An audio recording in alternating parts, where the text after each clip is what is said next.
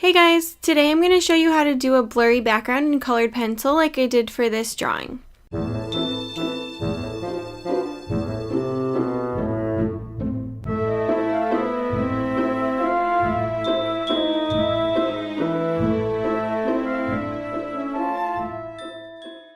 A tool that I used on this was the Zest-It pencil blender.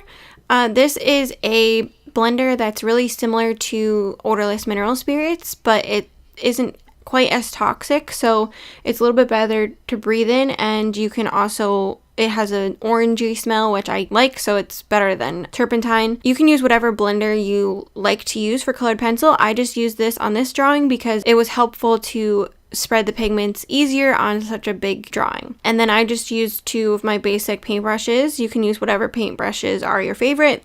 So to start off with this drawing, I used some dark browns to just put in kind of the basic shading for the hills that were going to be in the background. When you first look at them in the reference photo, they actually looked kind of mostly green, but when I opened it in Photoshop, I could tell that it was actually more brownish gray. So I started with a base color of the browns just so that the overall color wouldn't be too green once I got to the end. If the colors are too bright or if any part of it is too detailed, it's going to look more in focus and it won't look like it's pushed back in the photo. For this reason, I wanted to go in with the more muted colors first to get the shading that I wanted in each area. Then I went back later with some of the colors that I needed to make it look a little bit more green. So I just shaded in the different areas of this first part of the background that was more the hills, and then there was going to be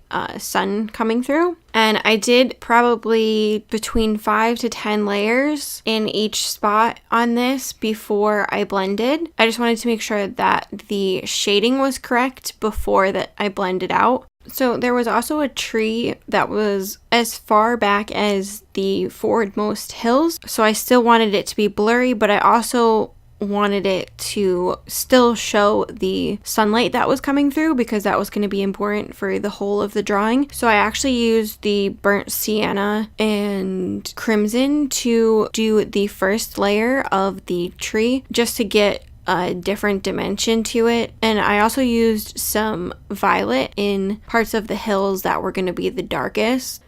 Once I had the shading done for each of the little hills, then I went through and blended everything out with the Zest-It. One of the reasons why I did decide to use the Zest-It for this is because when you're going for a blurry background, you really want all of your colors, the edges of each section of color, you kind of want it to blur together a little bit. That will make it less in focus and it will help with the blurry effect. So using the Zest-It blender, or if you use any other paint thinner to blend, will really help with that because you can just take the paintbrush and blend across the whole of the section that you're working on, and you don't really have to worry about if the colors are kind of getting a little muddied together because that will just aid in the overall blurry effect. You don't want to blend them so much that they get muddy and then you can't see the shading anymore, but you do want to make sure that they kind of mix together a little bit so that you can make it look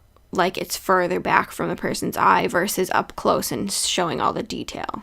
So one thing that's really important to remember when you're using a liquid pencil blender like Zest-It or odorless mineral spirits is that you have to make sure that this section totally dries before you continue on top of it with another layer of pencils. So while I was waiting for the hill section of this drawing to dry, I did a couple layers for the grass that was starting to come more into the foreground. And then once the other section was dry, I went back and just continued layering the colors, the browns, and then I added in some olive brown to get a little bit of the green tint to it. But again, I still didn't want it to be too green, so this was a good color to have the illusion of green without it coming across as like neon green. With the hill section, it was really just about continuing to layer and layer and layer until there was enough depth of color that you weren't seeing any grain of the paper coming through. And this is one of the things I do like about the Zest-It is it helps get rid of the graininess of the paper a lot quicker.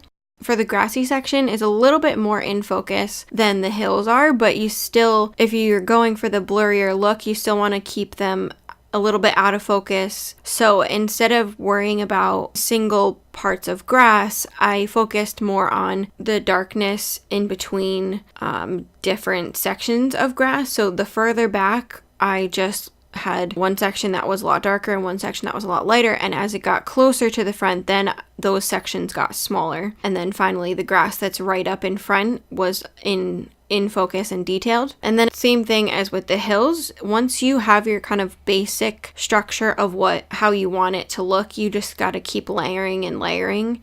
Another nice thing about using the Zest It is that after the section is dry, it actually is really easy to go on top of darker colors with lighter colors, and it shows up a lot better than if you were just using the pencils by themselves. So after I got the hills kind of as dark as I wanted to in the majority of the sections, I actually went back with a lighter color because in this photo there's a big glare coming from the sun, so I wanted to make sure that that came across even on the hills. So I was able to go back with lighter colors to kind of show that sunlight, and because I used the Zest It, it showed up really well. I also made sure to show this on the edges of the branches for the tree. I just wanted to make sure that you could really see contrast in each section so that your eyes could still tell what each section was, even though it is kind of blurry and out of focus. Another nice thing about using the Zest It or any other liquid blender like this is that as long as you use a very light hand with all of the layers of pencil that you're putting down, you won't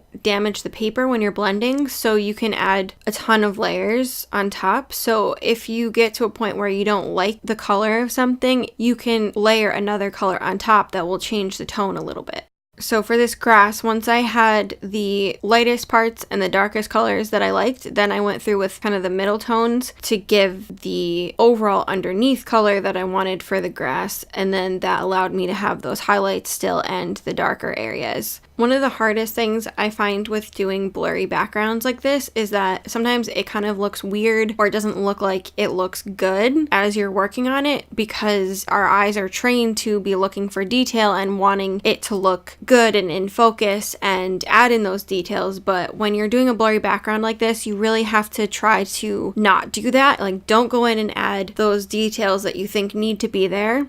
One of the things that I did with this one that I think actually ended up helping me was I got the background mostly to where I wanted it to be, and then I started working on the subject that was in the foreground. And then once I finished with the subject and the grass that was in the foreground, I was able to go back and add some of the highlights from the sun, and if there was a spot that I didn't really think was dark enough, I could go back and add some more darkness there. Once you have that subject in the foreground, it makes your blurry background look a lot better, and you realize that it was the way that it should be. The hardest thing is making sure that it stays blurry and you don't add detail. As soon as you start adding detail to your background, it will no longer look like a blurry background, and it will take away from your subject. So if you need to work on your subject for a little bit and then go back to the background, sometimes that's helpful, and it can help you kind of put the background in perspective.